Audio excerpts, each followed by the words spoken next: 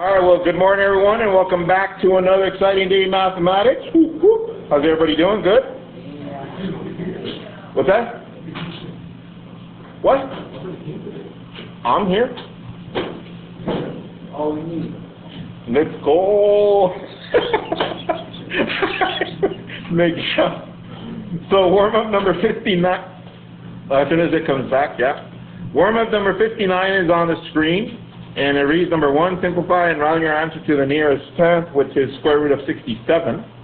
Number 2, graph f of x equals x squared without a table. Then write the rule and graph the transformation if the parameters given are a equals -1, b equals 1, h is -3, and k 2, given the general form g of x equals a of f of 1 over bx minus h plus k. Number 3, factor completely. You've got two parts. Part A reads 2x squared minus 16x minus 40. And part B, 3x squared plus 7x plus 2. Number 4 reads divide the polynomial with synthetic division. And they give us x cubed plus 7x squared plus 16x plus 12 divided by x plus 2. And the last one, number 5, it says graph. It also has two parts. Part A is y equals 3, and part B is x equals 5. Give you some time for that. Copy that and go.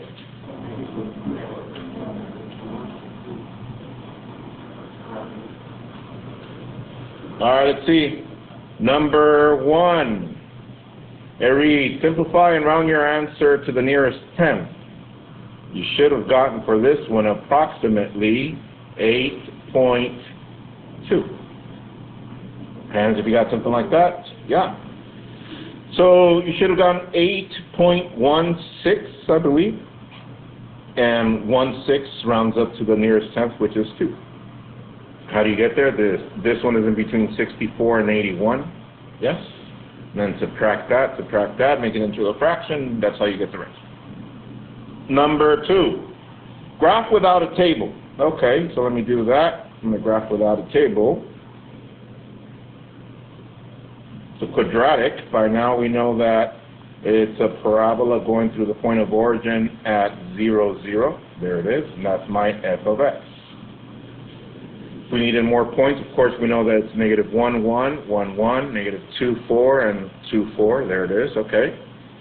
So they want us to use these parameters, a -1, a -1, b is 1, h is -3, and k is 2. So if I was to use this to rewrite my transformation, it would be g of x equals negative f of 1 over 1 is 1. I don't need to write the 1, so it's x negative times -3 is positive 3 squared, and then plus 2.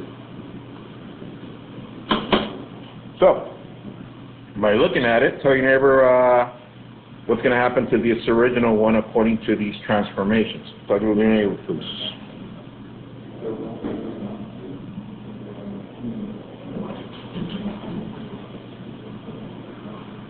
So, I'm going to do the obvious ones. Of course, this one tells us to go 2 steps up. This one 3 steps left. But what is this going to do to the entire function? Let's see, Drina. Flip it, yes. Going to flip, yes. So that means if I was to flip it and then use these, what would be my new vertex, everyone? Instead of 0, 0, it's going to be what? -3, 2. So at -3, 2, we got -3, 1, 2, 3. And 2 up, 1, 2. So my new vertex is somewhere over here. Since it's flipped, it's not going to go like this. It's going to go like that. And this is my g of x. So far so good, yes? Yes, look at you. All right, good. Go to number 3. Number 3 reads factor completely. So I'm bringing these back because there's going to be some of these in the finals. Also the transformation one. Did you guys see that on the study guide for your homework? Yeah? Okay, good. So, first things for factoring completely, is it in standard form? Yes. Is there a GCF? Yes, 2. That leaves us with x squared minus 8x minus 20. So now, can I factor this inside? Yes. Negative 20, negative 8. What two numbers multiply to give me negative 20? And those same numbers, when you combine them, give us negative 8, negative 10, and positive 2. Now, since this one doesn't have a number in front of it anymore, because we factored it out, this one we can actually just go and use a shortcut for these. X minus 10, which is that. X plus 2, which is that. But don't forget the BFF, which is 2. So these are my factors. You guys coming back, yeah? Yes, Mr. Q. All right, good. Part B. Is it in standard form? Yes. Is there a GCF? No. So, let's factor this. Let's see if you remember. What number goes on top? Tell your neighbor, please. What number goes on top? Yes. 6. How did I get 6? Oh, because now it has a leading coefficient, so I need to multiply 3 times 2. That's 6. And then 7 goes down here. What factors of 6 add up to 7? 6 times 1 is 6. 6 plus 1 is 7. But can I use a shortcut to write my factors? No, because now we have a number here. So I bring this down. And then instead of writing 7x, because I'm rewriting the whole thing, I'm going to write these two numbers. What are they? 6x, 1x. Then you bring down the last term, which is plus 2. And now we have how many terms? 4. So what do we do now? Group. That is correct. Group and group. So GCF for these two is 3x. We're left with x plus 2. Plus GCF for these two is 1, and we're left with x plus 2. So what's the same here and here? X plus 2. And what's left over? 3x plus 1. These are my factors. It's coming back, yeah? Kind of? Look, I don't know, Mr. Q, I still have a lot of that turkey inside of me, putting me to sleep. You guys have some turkey, yeah? How about some ham? Huh? How about chili beans? Let's go. Oh, yes. All right. Let's go to number 4. Synthetic division, your favorite. You guys remember these? You're like, of course, Mr. Q, I saw it in the study guide. All right, good. Here we go. Synthetic division. That means we start with a number over here. You're like, how do we get that number, Mr. Q? Well, we get the divisor, set it equal to 0, and solve. So what number am I going to use as a divisor? Negative 2. That is correct. Next, what do I write here, Mr. Q, for synthetic? Well, first let's check to see if they're in standard form. Is this in standard form? Let's see. 3rd degree, 2nd degree, 1st degree, 0 degree. Is it from highest to lowest? Yes. Is there anything missing? No. Therefore, I use the coefficients. What's the coefficient for that one? 1, 7, 16, and the constant is 12. And just for the sake of it, is this one in standard form? Let's see. 1st degree, 0 degree, yes. Anything missing? No. That's why we went straight to getting this number. All right, let's start the process. Bring down the 1 and start multiplying. What is negative 2 times 1? That goes up here, negative 2. Combine, that gives us 5. Let's do it again. Negative 2 times 5, that is negative 10. Combine, that is 6. Last but not least, negative 2 times 6, that's negative 12. What is negative 12 and 12? If you combine them, that is 0 for our remainder. Okay. So, am I done? Well, I just need to write it out, Mr. Pugh. So, check this out. We started with a what? X cubed. But now that we did the division, this is no longer an x cubed. This is a what? X squared. So if this is in standard form, and if this is x squared, what is this? 5x, which means this is just a constant, and this is my quotient. Piece of cake? Yes? Yes, that's cute. Okay. Now, just in passing, look up, just in case we had a remainder, let's say this number was something else, and at the end we got a remainder of 5. Let's say we had a remainder of 5. What do we do here? We do plus 5 over what? X plus 2. You guys remember these? Yes, kind of? All right, good. All right. And let's go to number 5. Number 5, it says graph. Probably the easiest ones of them all.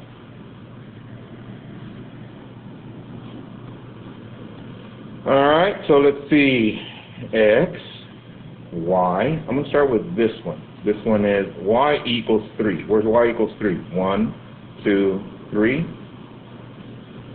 And that graph is a straight line going through 3.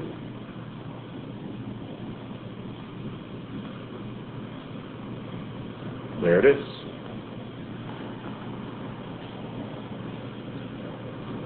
Okay. Next, I'm going to graph the second one, part B, which is x equals 5. So we got 1, 2, 3, 4, 5. And it's a straight line going through that value.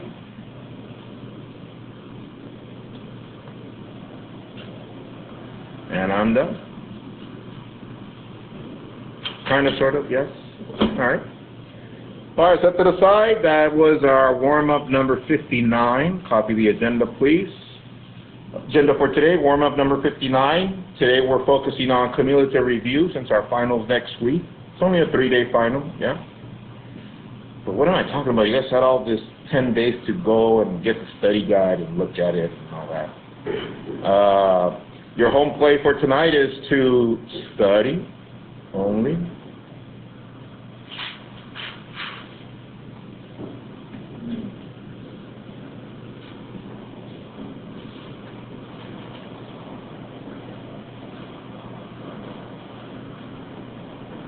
All right.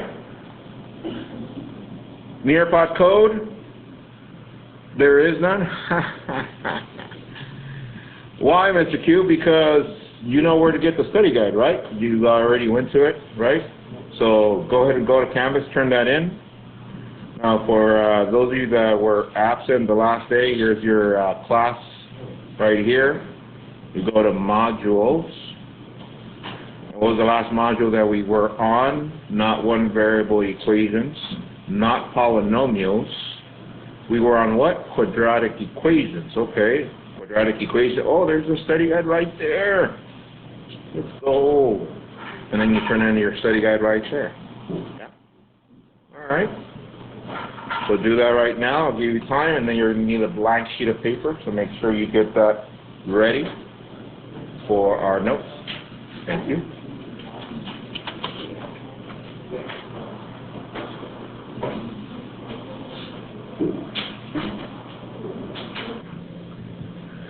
So for today, our focus is that I can master Algebra 2 Semester 1 Concepts and Skills. We're going to do go through the study guide. We're not going to get through the whole thing today. We're going to do it throughout the week because next week we do the final, but I want to make sure I address all the components all this week. So the purpose of me going over it here in class so that you go tonight, whatever we did in class, revisit them by yourself, do them again without looking at the notes, and then compare what we did in class with what you did to see if you remember all the components. Because guys, I'm telling you, the final is almost exact to the T. Almost exact, one problem to the next. The only thing I'm moving is what? Values. So, please, pretty please with a cherry on top. Shall we? Here we go. So let's get started with number 1. For number 1, copy first this the graph. I'm going to zoom in so you guys can see this. And I'm going to give you guys some reference points for the graph. The reference point is 0, 3, negative 1, negative 2, negative 1, 2, 1, and negative 3, negative 6, and 3, 6.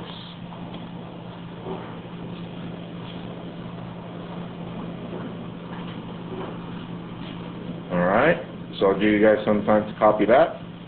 Copy and go. Alright,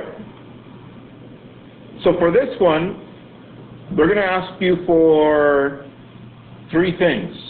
Number 1, domain. Number 2, range. And the third thing they're going to ask you for is the end behavior. Okay? So on the side, I want you to write domain.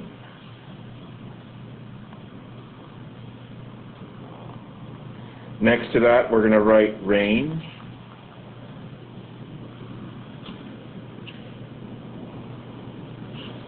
Alright, I'm going to leave it zoomed in, especially those that are watching online, so that you guys can see the graph and it's a little bit clearer from there. But on the actual study guide and on the part A, it's going to have a table where you just fill in your information. So, for the domain, okay? So the domain, we know that they're talking about which values? X values. For range, they are talking about which values? Y or f of x. So we're going to start with the domain.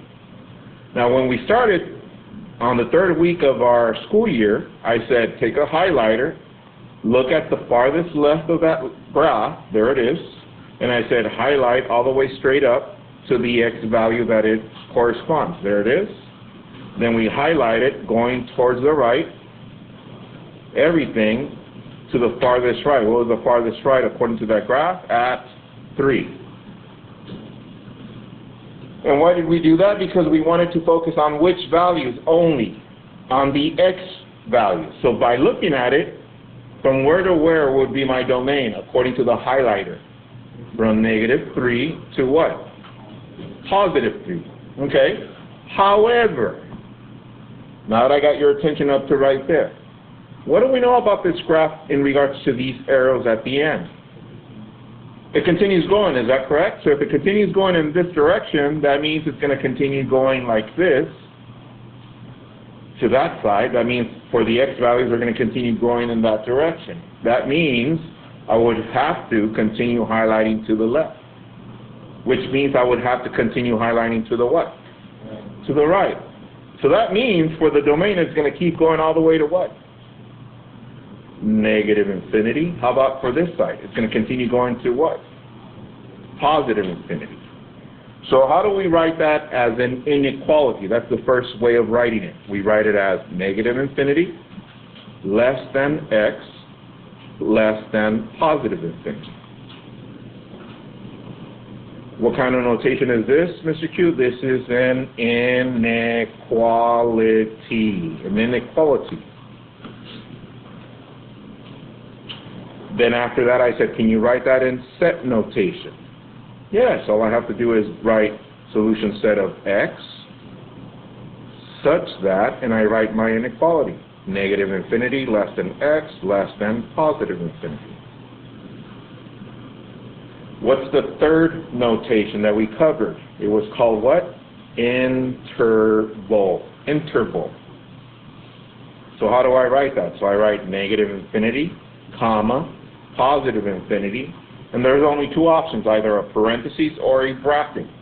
But since we never catch up to infinity, we do parentheses. Bracket is when it's included. All right, that was the domain because it was for what? For the x. Now we're going to focus on what? The range, which is our f of x. Okay, I'm going to switch highlighters now. But now I'm starting from way on the bottom, and I'm going upward till the last point upward. So I'm going to start down here. So if I keep going upward, where do I start? What is the highest point I get to? Everyone? Positive 3 of y. Is that correct? All right. However, once again, what do these arrows indicate? That it's going to continue going downward to what value of y? Negative infinity. And where does it stop up here? It stops at what? Positive 3 of y. So if we have these, how do we write that as an inequality? Negative infinity less than f of x. Now look at the 3. The 3, there is a point there. That means it's less than or equal to 3.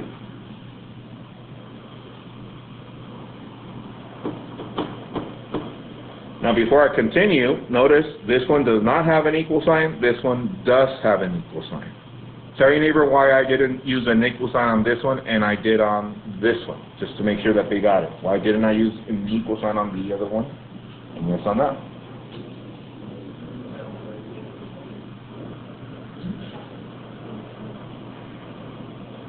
You got it? Yes? All right. Good conversations. My goodness. Let's see. Philip, why didn't I use an equal sign on this one and I did on this one? Because you can't calculate infinity and the 3 that is gone. Yeah, so negative infinity, we can't catch up to it. That's why no equal sign. And 3, there is a dot or a point on that graph. All right. Can we write this in set notation? Yes. Solution set of f of x such that negative infinity less than f of x less than or equal to 3. And can you write the interval notation for that one? Yes, Mr. Q. All right, do that, please. Interval notation.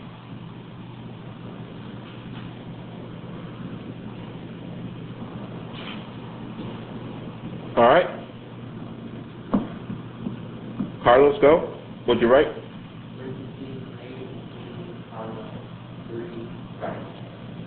Hands, have you got that? That is correct. Parentheses for negative infinity because we can't catch up to it, and bracket for positive 3 because the positive 3 is included.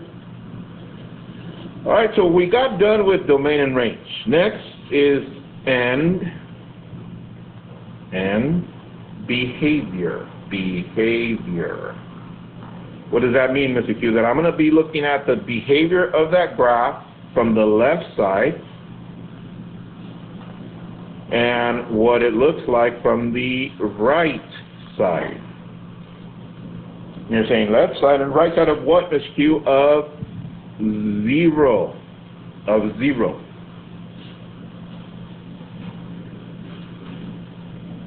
All right?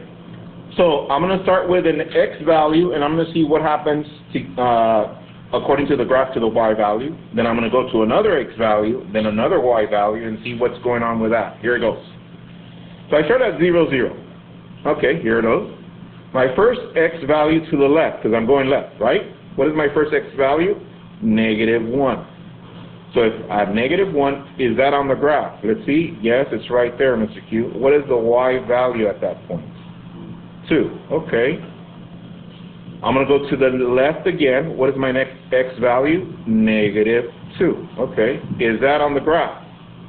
Yes, right there. What is my y value at that point? Negative 1. Okay. I'm going to still go to the left again. What's my next value? Negative 3. Is that on the graph? Yes. What is the y value there? It's negative 6. So I started at 0, and I'm going to the left. Check this out. Negative 1, negative 2, negative 3. What's happening to the y values? I started at 2, then negative 1, then negative 6. So what can you predict? I'm going to continue going to what if I continue going to that direction? Where am I headed? To negative infinity. And what's going to happen to the y values? To negative infinity. That is correct, because notice it's continuing on and it's going to continue going. So how do I write that here?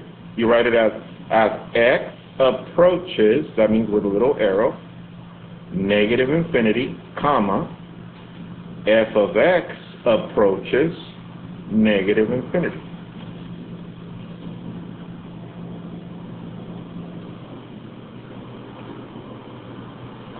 All right, so we did the left side.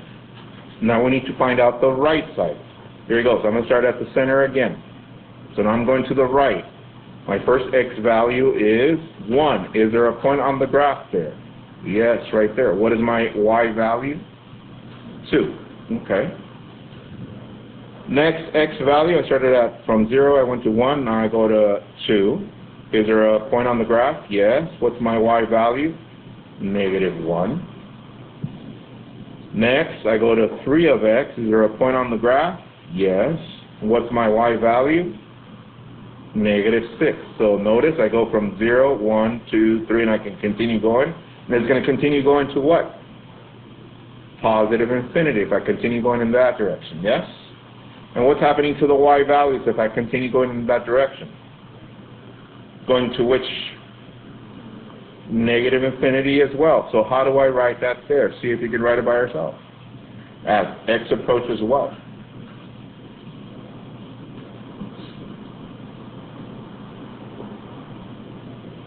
Lewis, go. As x approaches what? Positive infinity, yes. F of x approaches what? As this approaches positive infinity, these numbers approach what? Negative infinity, yes, that is correct. From 1 to 5, I'll come to borrow with these, yes. I mean, it should be coming back, yes. You guys remember these, yes? Alright? We good? Yes, Mr. Q. Alright, let's continue.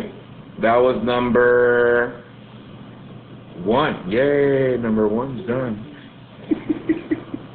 Copy this next one. Number 2.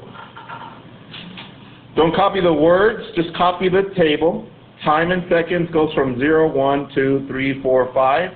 Height in meters is 60, 75, 80, 75, 60, and 35. And copy this quadrant. The x values go all the way to 10 by 1, and that's in seconds. And the y values go from 0 to 100, or 110 by 10s. I'll give you some time to copy that. Copy and go. Alright.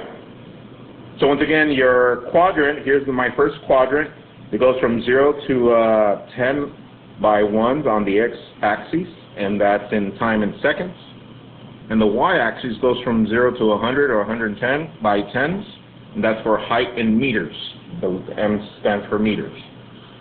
And they gave us a table, time in seconds, 0, 1, 2, 3, 4, 5, and height in meters, 60, 75, 80, 75, 60, and 35. So let me read the problem. You didn't need to copy the words because that's on your study guide. Here it goes. A fireworks projectile is launched at 20 meters per second from a 60-meter cliff. The table shows a height y. Let me repeat that again. The table shows the height y. So on your table, we're going to label the height, what that value? We're going to label that y. Then it says, the projectile is above the field after x seconds. X seconds. So for the time in seconds, we're going to label that x. Alright? So here we go. Part A. It gives us two things to do. We need to plot the points. Let's do that first. So let's plot the point 0, 60, 0, 60. 175, 175, 75. 280, 280. 375, 375. 460, 460. And 535, 52035. Alright? Next, make a curve. Okay, let's make a curve.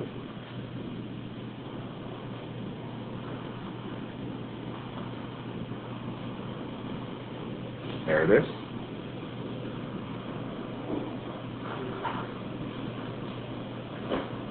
Part B, question.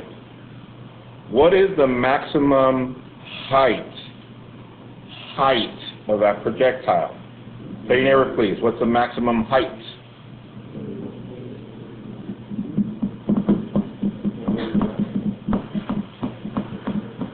Let's see, Saul, maximum height.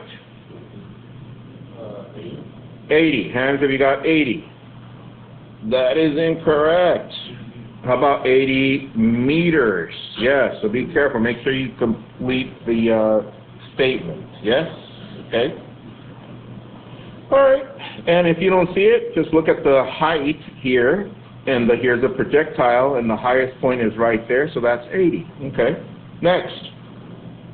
Part C says, over what interval? That's giving you a clue as to which notation to use. Is that correct? Which notation are we using? Interval notation. Okay. Next. Over what interval is a projectile's height increasing? Talk it over to your neighbors. Let them know between what heights is that increasing.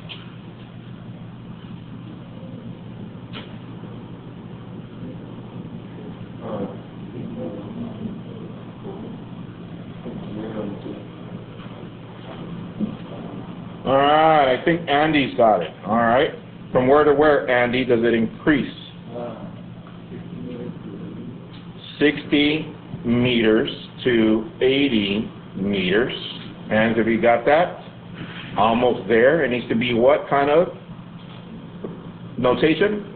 Interval. So is this parentheses or bracket? Bracket. That is correct because there's a point at that point and it's included. How about 80? Bracket as well. That is correct. Now, for those of you that don't see it, here it goes. Let me show you with a projectile. It's increasing from here to here. But they want us to focus on what? The height. That means from 60 to what? To 80. With that said, let's go to part D. Part D reads, over what interval again, but the projectile's height is what? Decreasing. Write it out and then tell your neighbor, once you have it, your interval for the decrease in height.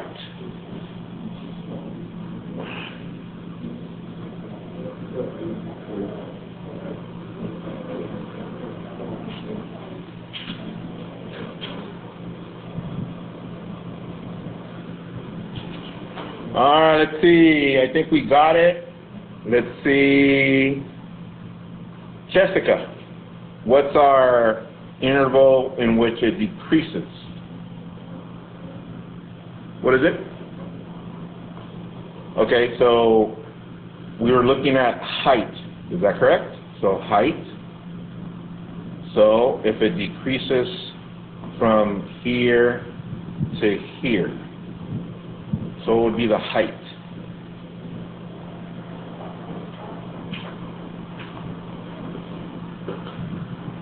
From here to here in height.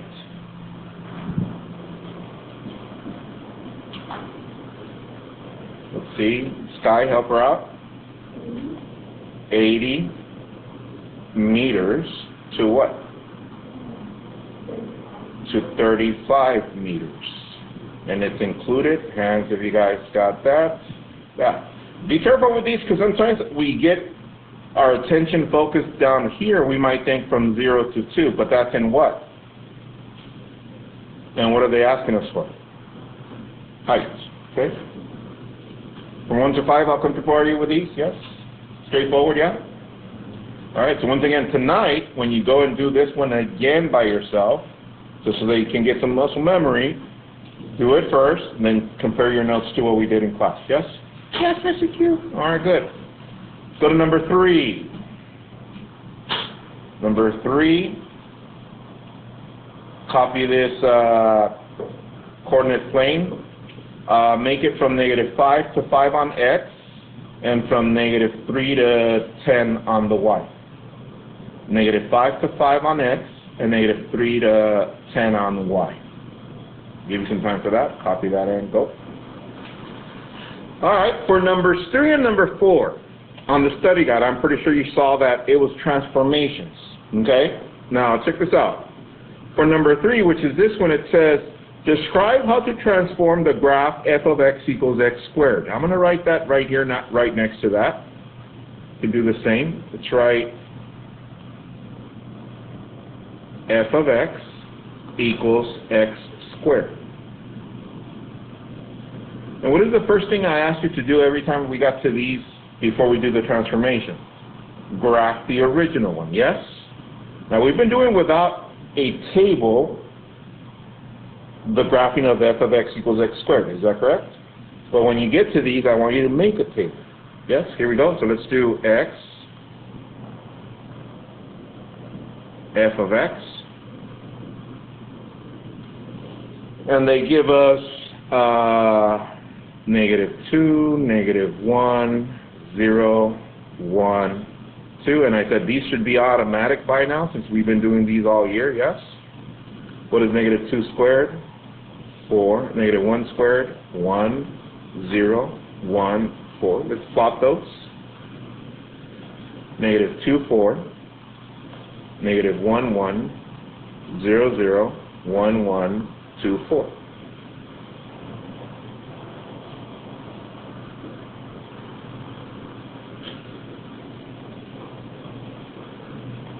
We're going to label this f of x.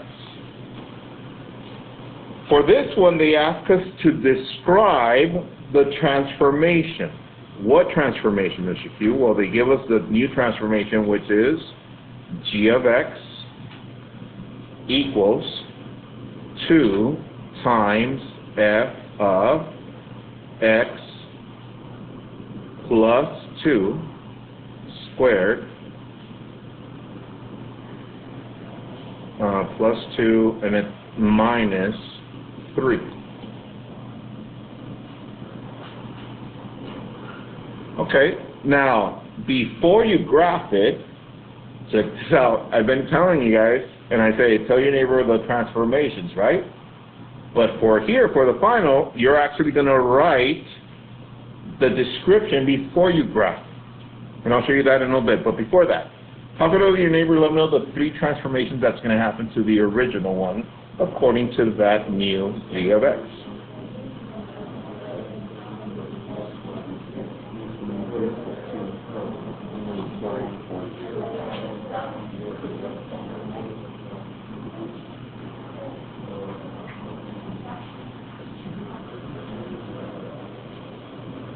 And this is what we want whenever they're asking for description. So here we go. I'm going to go with the obvious one. This one. The obvious one is going to take us what? 3 down. And you're going to write there 3 down. Yes. Of course, this one, the h is going to take us what? 2 to the left. Yes. This is the letter A, parameter A. It's a whole number. Hopefully you remember that the whole number does what? Stretches. Yes, you're going to write stretch. And which direction? Vertically. Vertically. That means it's going to stretch like this. So, what's the easiest ones that we know? We know how to move left and right, up and down. So what is the only thing we need to worry about? The 2. That's why we need to make another table right next to this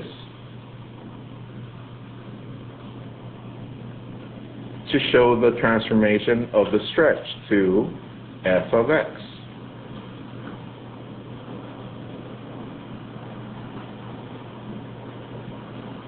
Once again, let's see if you see it. Look up. Here we have 2f of x.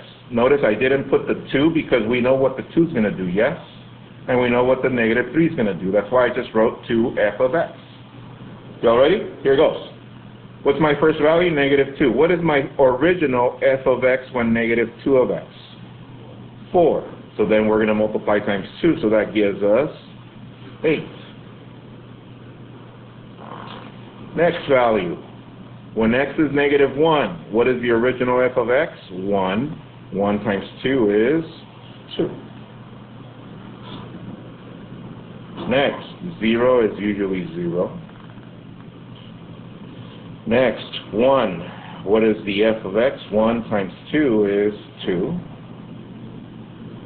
And 2, my f of x is 4. 4 times 2 is 8. Alright, so let's graph that one to see if it's stretched according to what we wrote here vertically. So we got negative 2, 8, negative 2, 8. Negative 1, 2. 0, 0. 1, 2. And 2, 8. So by looking at it,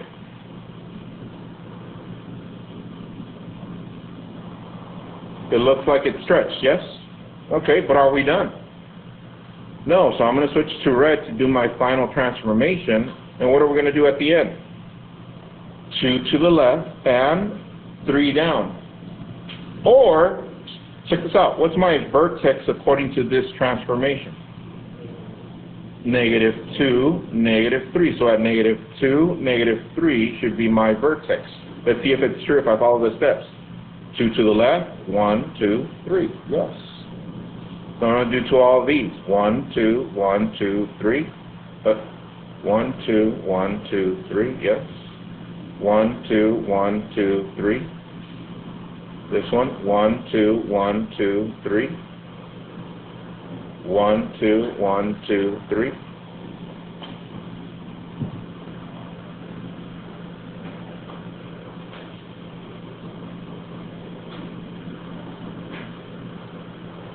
And now this one I am going to label g of x because that's my final one.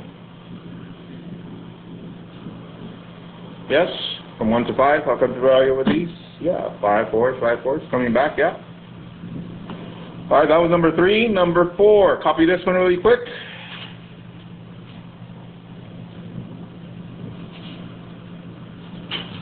We're probably just going to get started because we're out of time.